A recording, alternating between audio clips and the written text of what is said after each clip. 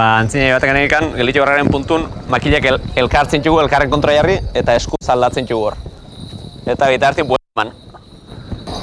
Denak egiten dugu berdin, Mino neria da diferentzia erdin nagola eta orduan postura desberdinak. Mino berdin egiten dugu. Elkarren kontra jarri eta esku zaldatu. Azpitik eskua pasatu eta bertzen makila hartu.